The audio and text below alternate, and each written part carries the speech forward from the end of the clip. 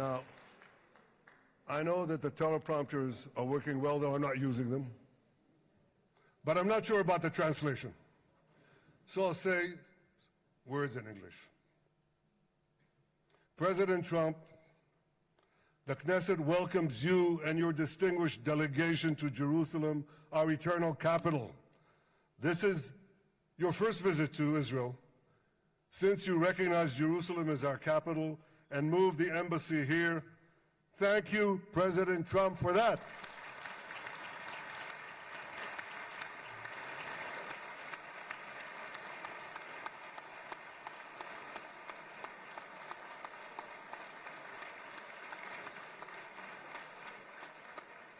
There are many other reasons to thank you since your last visit here.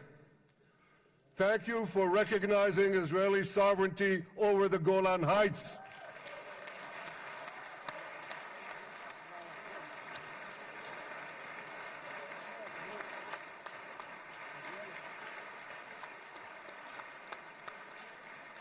Thank you for standing up to the lies against Israel in the United Nations.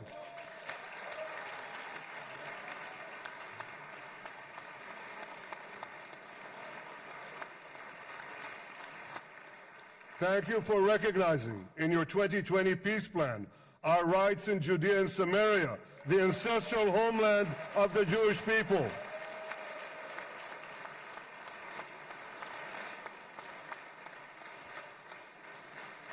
Thank you for brokering the historic Abraham Accords. Abraham, Iskemei Avraham.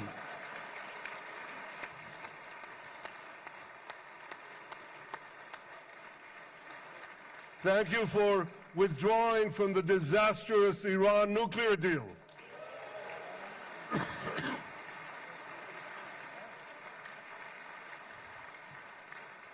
Thank you for supporting Operation Rising Line and for your bold decision to launch Operation Midnight Hammer. Boy, is that, you got to hear this.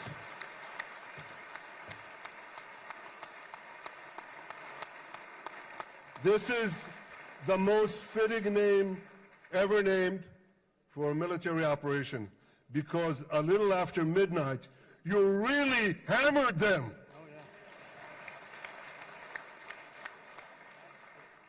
My friends, this is only a partial list, but it's enough to affirm what I've said time and again. Donald Trump is the greatest friend that the state of Israel has ever had in the White House.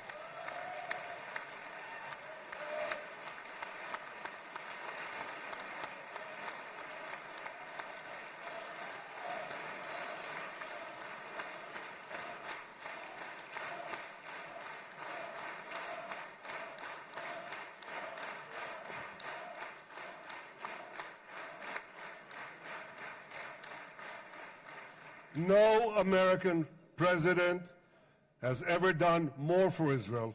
And as I said in Washington, it ain't even close. It's really not a match. Mr. President, today we welcome you here to thank you for your pivotal leadership in putting forward a proposal that got the backing of almost the entire world. A proposal that brings all our hostages home.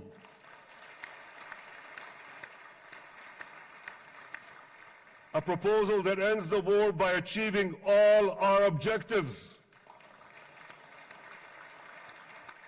A proposal that opens the door to an historic expansion of peace in our region and beyond our region. Mr. President, you are committed to this peace. I am committed to this peace. And together, Mr. President, we will achieve this peace. We've done it before. We've done it before in the Abraham Accords, and we'll do it again. Mr. President, today the Jewish calendar marks the end of 2 years of war. That war began on October 7th, on the Jewish festival of Simchat Torah. You always tell me, and you tell the world, remember October 7th. Mr. President, we remember. We remember the thousands of Hamas terrorists who stormed into our towns and kibbutzim. We remember the 1,200 people Hamas savagely slaughtered in cold blood, including dozens and dozens of Americans. We remember entire families burnt alive as they embraced each other. We remember the beautiful young Israelis brutally gunned down at the Nova Music Festival. We remember the hundreds of our citizens who were dragged into the dungeons of Gaza, including 12 Americans, men and women, young and old, babies and elderly Holocaust survivors. My friends, Mr. President, Donald, these monsters take babies as hostages. In response to this barbaric attack on October 7th, Israel did what it had to do. With indomitable courage, we set out to defend our people, to defeat our enemies, and to release our hostages. Our heroic soldiers fought like lions. They fought on the front lines of civilization and barbarism. Israel achieved amazing victories over Hamas and the entire Iran terror axis. Sinwar, Def, Hania, Nasrallah, Assad, they're all gone.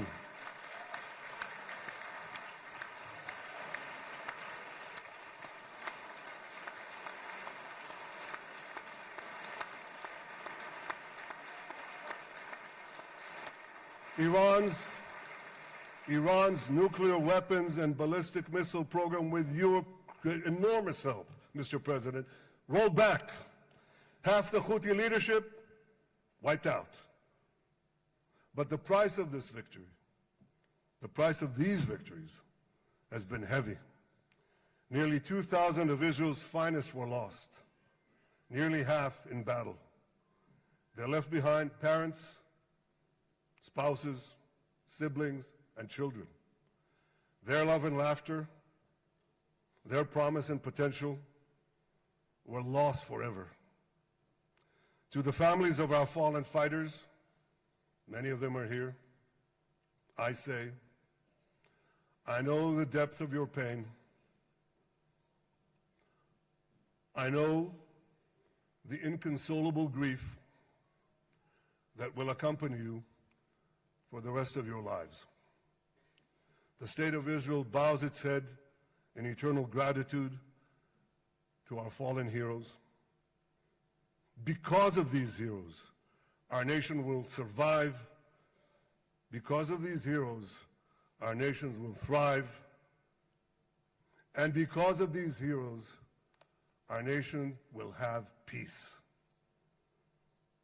Mr. President, thousands of our brave soldiers were also wounded, suffering terrible blows to body and soul. Brave soldiers like Ari Spitz. Ari is an American. Ari is an American Israeli who was injured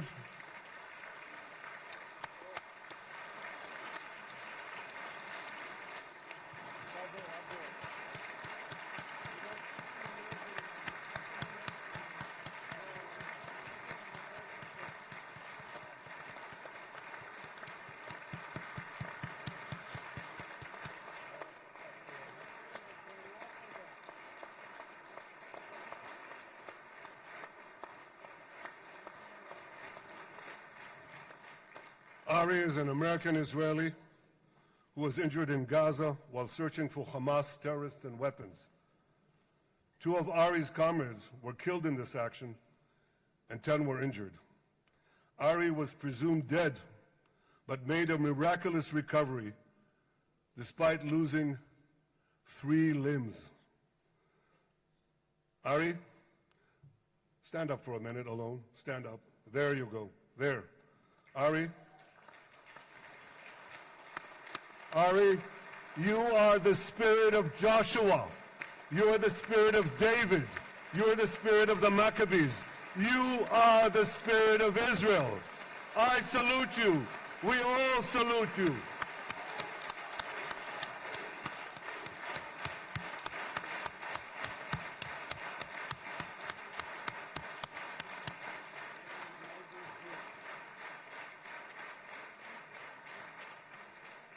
Sabine Tassa of Kibbutz Netiv HaAsara is watching us today from the Israeli consulate in Los Angeles.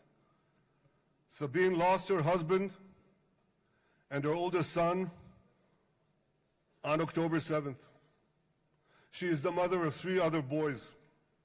2 of them, Koren and Shai, witnessed their father jump on a Hamas grenade to save his 2 sons. We all saw the film of those 2 boys crying out in pain, "Father is dead. Why? Why did God save me?" Mr. President, my friend Donald, I've seen some very tough things in my life. But I couldn't bring myself to watch those boys suffering again. So I didn't see this film except once. Yet Sabine, their mother, has had the strength and fortitude to show this film across the world. And my wife Sarah and I asked her, "Sabine, how do you do it? Why do you do it?"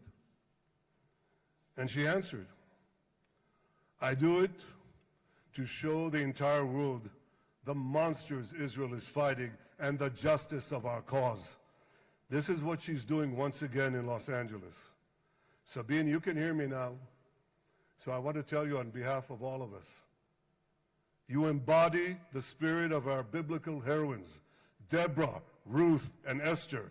You too are the spirit of Israel, and we all salute you.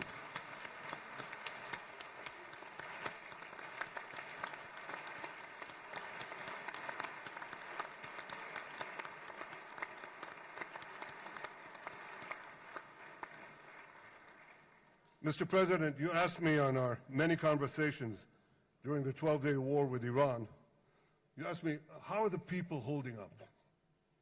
And I said to you, our people are strong. Israelis are a nation of lions with unlimited resolve to defend our country and secure our future. The people give strength to our soldiers, and the people give strength to me and to my colleagues. The Jewish people have risen from the ashes time and again, but when we formed the State of Israel and the Army of Israel, we pledged never again would be defenseless against our enemies. And that resolute strength not only assures our survival, it assures our future, it assures peace. We have paid a high price for this war, but our enemies now understand just how powerful and just how determined Israel is. They understand that attacking Israel on October 7th was a catastrophic mistake. They understand that Israel is strong and that Israel is here to stay. And this, Mr. President, is the indispensable foundation of peace. Peace through strength. Ladies and gentlemen, this is a momentous day, a day of great joy as the remaining hostages come home. My wife Sarah and I have met with the hostage families many times. There were no words to describe their agony, only tears of bottomless sorrow and unimaginable pain. At the beginning of the war, I promised to bring all the hostages home. Today, with the indispensable help, the determined and focused help, the unremitting help of President Trump and his team, and with the incredible sacrifice and courage of the soldiers of Israel, we are fulfilling that promise.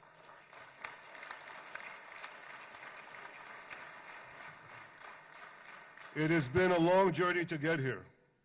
In the first week of the war, our brave soldiers put military pressure on Hamas, and the international community put diplomatic pressure on them.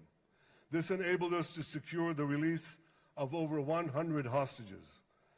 In heroic rescue attempts behind enemy lines, Israel's special forces rescued 8 live hostages and brought back the remains of dozens more. But as time went on, we all know what happened. The diplomatic pressure was turned on its head. More and more governments bought into Hamas's false propaganda. More and more governments succumbed to anti-Semitic mobs in their own countries. They just turned on Israel.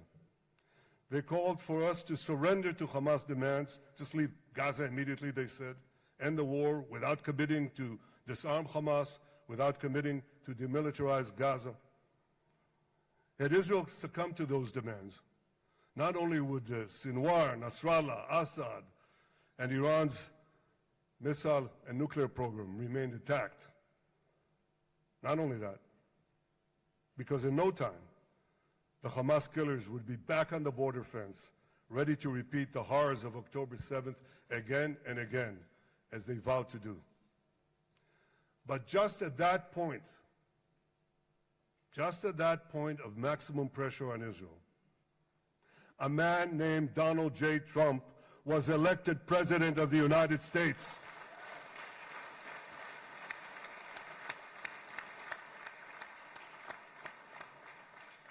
And ladies and gentlemen, overnight,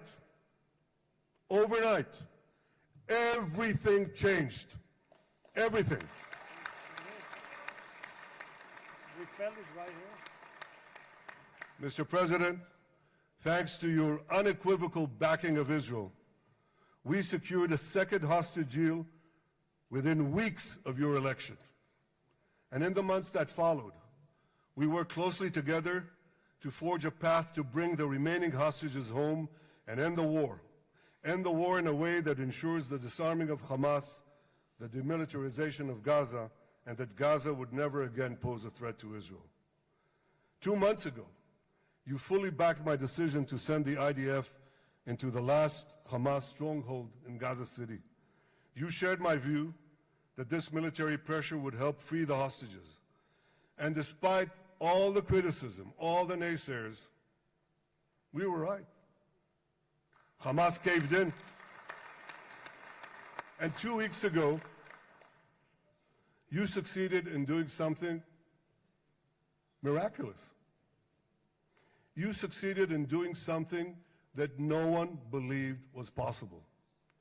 You brought most of the Arab world, you brought most of the world behind your proposal to free the hostages and end the war.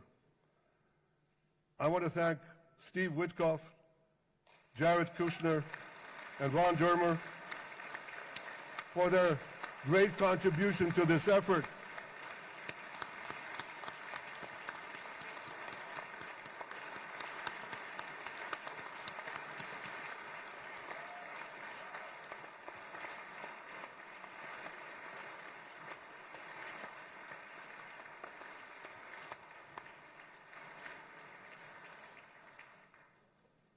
And I want to thank our negotiating team. I believe that the close cooperation between the two of us, between our two nations, combining Israel's military pressure and President Trump's unmatched global leadership. I have to tell you, I've seen a lot of American presidents. I've seen them all in the time that I've been here, and I've been here quite a lot of time. I've never seen anyone move the world so quickly, so decisively, so resolutely as our friend President Donald J. Trump.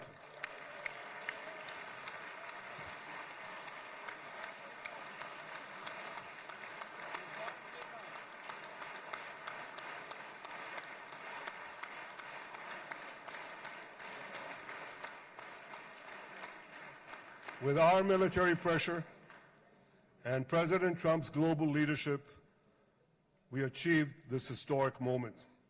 It's a moment of indescribable joy as our nation embraces our sons who are coming home. Mr. President, this week, Jews around the world are going to read the book of Ecclesiastes, Kohelet, in the Bible. The Bible has many miraculous moments. One of them was your decision to bomb Fordo. I think it was a pivot of history because it wasn't meant only to bomb Fordo. That action and your previous action of taking out Qasem Soleimani, the architect of death, I think that changed the balance of power in the world. You brought America back again to the driver's seat.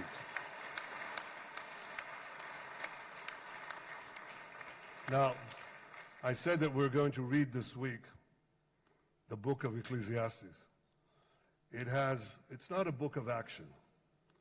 It's a book of meditations, of thought, a perspective on life and on death. And in this book, we read the immortal words of King Solomon. To everything there is a season, and a time for every matter under heaven. Et milchama ve'et shalom. A time for peace and a time for war. The last 2 years have been a time of war. The coming years will hopefully be a time for peace.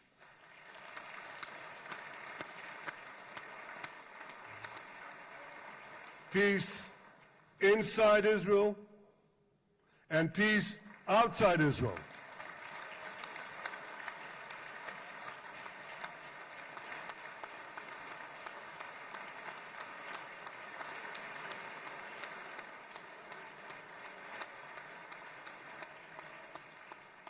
I look forward to continuing marching with you on the path we paved together with the Abraham Accords.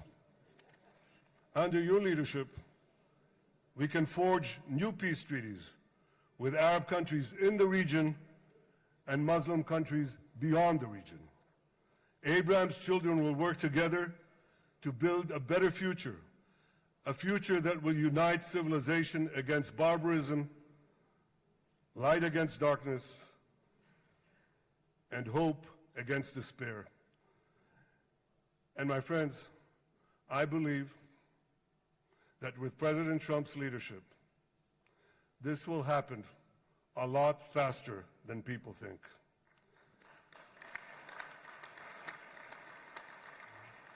As Prime Minister of Israel, I extend my hand to hold those who seek peace with us.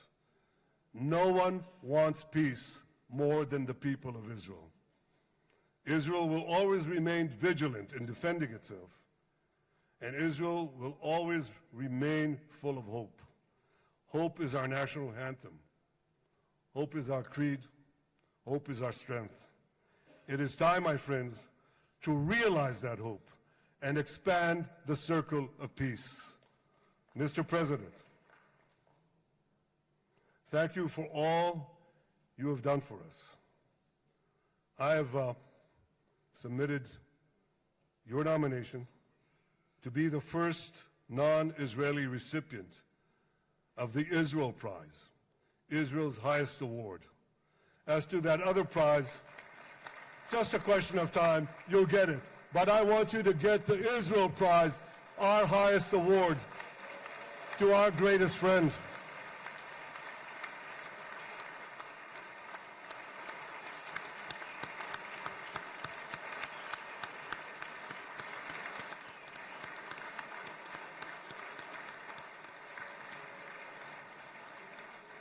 When others were weak, you were strong.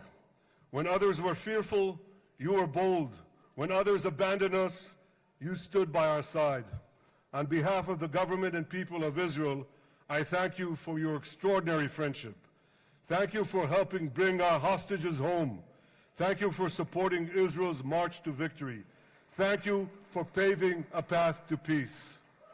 מכובדי נשיא ארצות הברית, ידידי דונלד, Honorary ברוך הבא President, לישראל, welcome to Israel. ברוך הבא לירושלים, Welcome to Jerusalem. ברוך הבא ביום המרגש הזה, Welcome to שהחיינו this וקיימנו exciting day והגיענו that לזמן brought הזה. us to this day.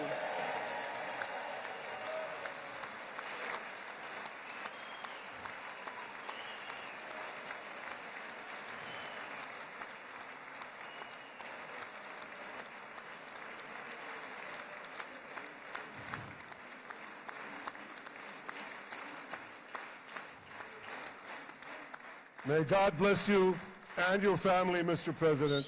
May God bless America. May God bless Israel. And may God bless the covenant between our two promised lands. Thank you, Mr. President.